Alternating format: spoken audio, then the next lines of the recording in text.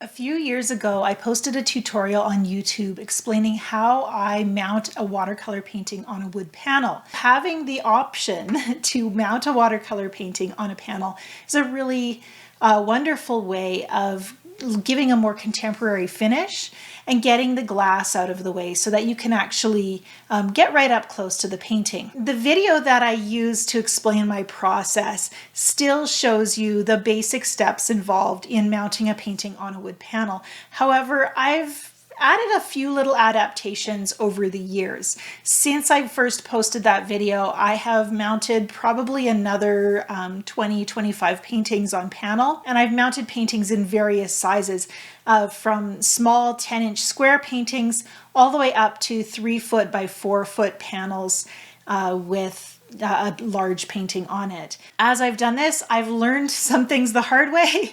I've made some mistakes, and I have one painting that was ruined through this process. And so I want to talk about what I've learned and a few ways to avoid having your own similar struggles when you're mounting a painting on a wood panel. I also want to address the most frequently asked question I get, which is about the integrity of this process. Is it archival?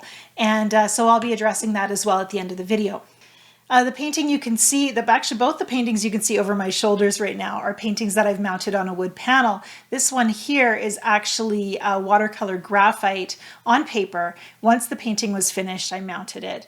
And yeah, just love the finish for this particular painting. So it's really important to me that I have a positive result when I'm mounting a painting on a wood panel, because if I struggle, if it doesn't work, the painting is not salvageable. Once it's mounted on this panel, it's on here permanently. And I've had one kind of disaster in the process, and I don't want to go through that ever again. So prepping my surface is important, and I've slowed down my process. So I just want to show you what I've done to make this process go a little bit more smoothly. And the first thing I do is I take my time and inspect my panel. I want to make sure that the edges are clean. Any splinters or dents or divots in the panel are going to possibly affect the integrity of the surface that I mount on here. The other thing is splinters in the panel, because this is plywood. If there's a strip of the grain of wood that is starting to splinter away from the plywood, that can actually be emphasized or exacerbated when I layer the gel medium onto my surface. And so prepping my panel is going to show me if there's any potential issues. And looking at this panel, I just pulled one out at random from my little stash, and really it looks pretty good, but there is one area I've got a couple questions about, and that's this little spot right here. There's actually a little bit of a splinter going on there. And I don't know if it needs wood filler. I could just apply wood filler and just go for it and solve that. But I actually think what I'm going to do is just go ahead and prime my surface. That will also reveal any potential issues. Once you've added that moisture of the primer, then you know, any issues that are there are probably going to be revealed. So if there's an area you're uncertain about, priming it's going to test that surface and just see how it comes through that first layer of paint. So I'm going to prime. I have the option to prime with gesso. The other thing I have is this super primer. My husband is a carpenter, and he suggested I try the super primer because this is actually a stain blocker. It's a sealant, and so it's going to actually provide perhaps a layer of protection that might be a little bit more thorough than the gesso. Just shaking it up. The other thing that the primer is going to do is, in addition to providing that little layer of sealant, it's also going to brighten up your surface. I haven't personally noticed, but I have a friend who insists that she can see the kind of beigey dullness of the wood or the grain of the wood behind her painting when she mounts her painting on a panel. And so if you have any concerns about that, that's, you know, something else you can think about. I prime with a brush, and because this super primer is so thick, we might get a bit of texture. And taking that additional step of sanding your surface is also a good strategy. I have to let you know right now that I mentioned my husband's a carpenter, and he refuses to let me paint. As much as I tell him I'm a professional artist, honey, he doesn't think that my painting, my interior painting skills are up to standard. So don't judge my brushwork too harshly. You can really see as well that this surface is very absorbent. The paint is just being, as thick as it is, the panel is just drinking it up. I like a unfinished edge. Usually what I'll do is leave the edge the original birch color, original wood color, and then just seal it with my final step of the wax and resin medium. And that will keep it maybe just a shade darker than the original wood, the raw wood. And the raw wood will darken if you leave it untreated. It will darken over time a little bit to kind of a honey color. So I think it's worthwhile to seal it. Even if it darkens it a bit, you're going to get that anyhow. Okay, so I want to check as I'm finishing up my primer, and I should go from top to bottom. If you're a bit of a messy primer, then you can prime the edges and have a white edge on your painting. Both are acceptable when you submit your art to a show. Okay, so that is going to be left to dry. You may not need to sand, but if it looks kind of rough or you're seeing a lot of brush strokes, you know, it's just that extra little bit of insurance policy, wanting your painting to turn out, and taking the time to prep your surface has been the most valuable thing that I've done. I think that little splinter I pointed out isn't going to be an issue. It's kind of disappeared with some paint soaking into it, and the paint should kind of lock it in place almost like a glue. So I don't think I have to worry about that tiny little fleck there. So now once it's dry, I'll be able to sand it lightly and then immediately go into the process of layering the gel medium that's going to adhere my painting onto the panel. So really this is the one thing that I've changed since I first started doing this panel mount, is taking the time to make sure my panel is prepared with a smooth surface, a primer to serve as that additional barrier, and a little bit of a seal, and to bring that bright whiteness to the surface so that my paper stays bright and white once it's adhered onto the panel. Links to the products I've mentioned will be posted in the description below the video. Hi everyone, I'm Angela Fair. Today I want to show you an alternative method to traditional watercolor framing. Okay, so first of all you want to gather your supplies. I've got my wooden panel, I've got my painting, but I also have a nice lint-free soft cloth, a flat paintbrush, I've brought a brayer, I have this Camar varnish, it's made by Krillon, and really any kind of spray varnish, spray acrylic varnish should work. I like this one because it's not super glossy. I also have this golden heavy gel, and actually I also have this one's almost empty, and then I'm going to be using the extra heavy gel, although I found the heavy gel works quite well. And then I have Dorland's wax medium. One thing I like about this stuff is it has beeswax in it. It smells really pleasant. So let's just get started. There are a few steps to this process, so you want to give yourself several days in order to get it completely mounted. And the first thing I've done with this is I've already sealed my painting with 2 thin coats of the Camar varnish. So, and I've just lightly sprayed it over the front. I went outdoors and did it outside, and gave it 1 coat, let it dry for about an hour, and gave it another light coat. And that will seal the painting so that when I go to put the wax medium on to put the finish, the paint isn't gonna move. So that's important. It also seals it because when we mount this on the panel with the gel medium actually soaks into the paper from the back side. So we're going to do that next, is just prep our panel. One thing you might want to do is just check your panel, make sure it's dust free and clean. And Even sand it lightly if you feel like it needs to be smoothed out a bit. And I'm just going to start with my nice big flat brush. I'm almost out in there, and just put a fairly thick coat on. I don't want to have any missing spots because you can really only do this once. And this is the part that's that I don't want to make a mistake on and have, you know, a dry patch where the painting's not going to stick to my panel. And so I make sure as well that I go right up to the edges and have all the edges covered. It does dry clear, so if I go over the edge, that's not a big deal either. And just going to scrape off the excess.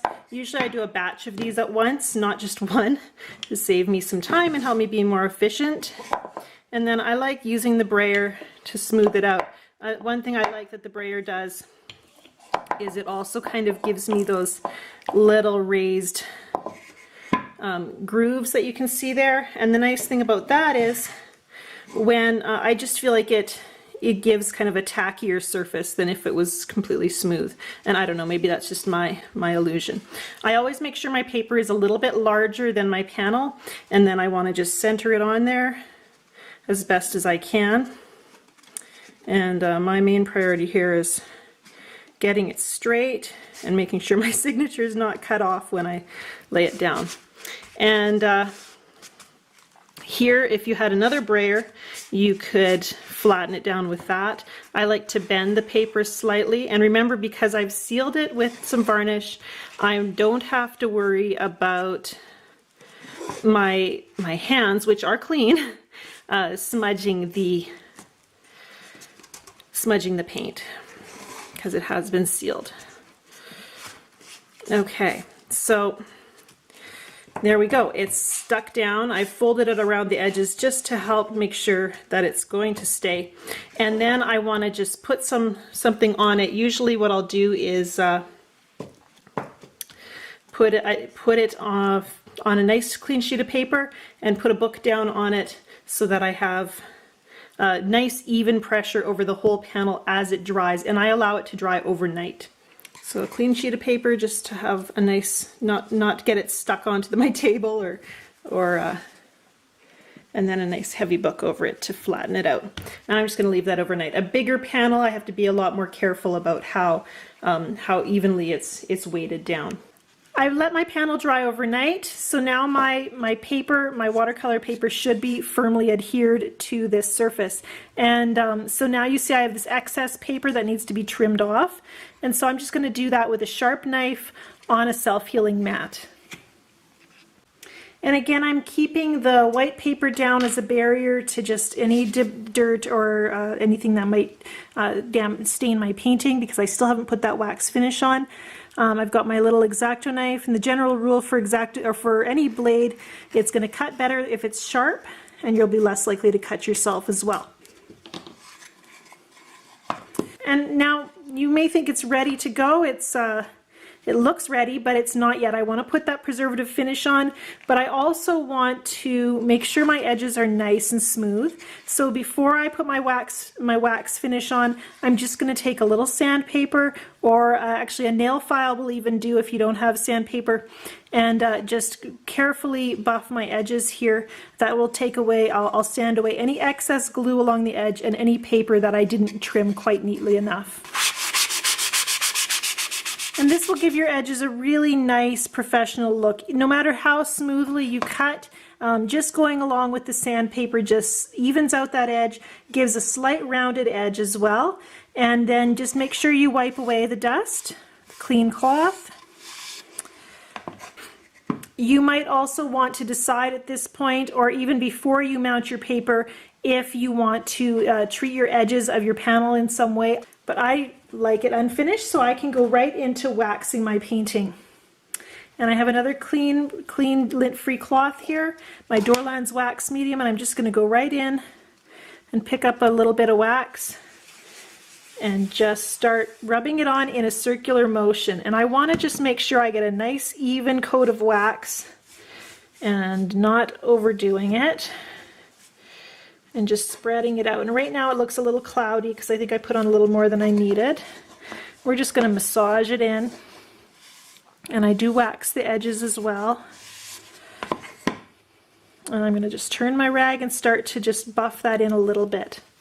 And it's going to feel a little sticky and very creamy. I love the feel of it.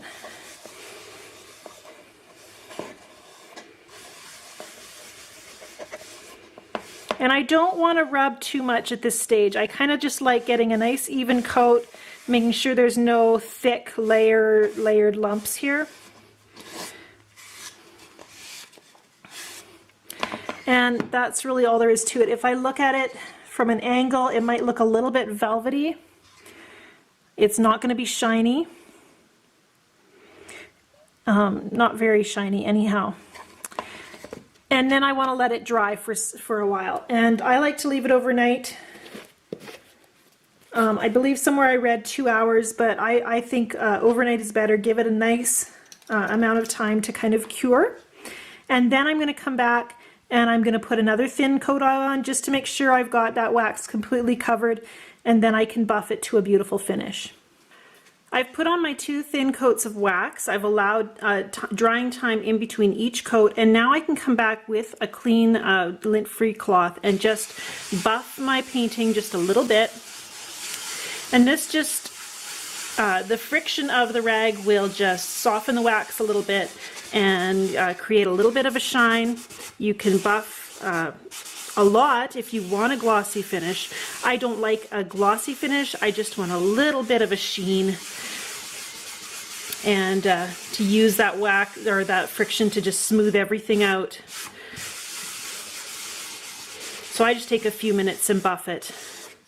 And buff the edges as well if you've applied wax to the edges, and then you're done. And that's all there is to it. You've got a finish that is both contemporary and still a lovely preservation, and it really keeps the beauty of watercolor. What I have here looks really very true to the original finish of the paper, and that's the thing I really like about this this treatment of my watercolor paintings. Let me know how it goes for you. I'd love to hear if you try this method, or if you have some variations on the method that you'd like to tell me about. Please feel free to let me know. That gel medium layer is a protection. The spray sealant you put on your painting back and front is a protection. So we're putting in these multiple layers of protection to help ensure that our painting has the longest life possible. For those of you who are asking about whether or not this process is archival, I just want to ask, what do you mean by archival? How long are you hoping this painting is going to last? Any new painting mounting treatment is going to be come with some question marks. You know, this hasn't been tested in a laboratory. What I can share is my own experience, which is I've been doing this method for 10 years. It looks great, and I have yet to see any indication that the acids from the wood are leaching into my painting. But that being said, I'm not going to make any promises because I don't have that authority. Art for me is a living thing. My painting, I have a relationship with my painting. I want to create an environment where others can experience my painting without any barriers, and mounting on a wood panel is doing that for me. I actually feel like that whole idea of, is this archival to museum standards, can be a hindrance from actually getting art out into the world and into people's rooms, faces, into their homes and lives, and just in front of the people who are going to be changed by your art and be impacted by it. I would much rather create art that is approachable and maybe only has a 20, 30, 50-year lifespan. I would rather create that environment than be obsessed with archival art to the extent that it's not going to see the light of day because it might expose it to UV rays. You know, to me, there's a foolishness to that. I don't want to create that environment. And so here I am, mounting my paintings on a wood panel for a reason that's very personal to me. And my hope is that this offers an option to you, something you can try, something that maybe feels a little more like you than going through the process of mounting under mats and glass, and maybe just not feeling like that's creating an environment for your work that you're loving. And if this feels like a process that could celebrate your art just a little bit more, then I encourage you to give it a try.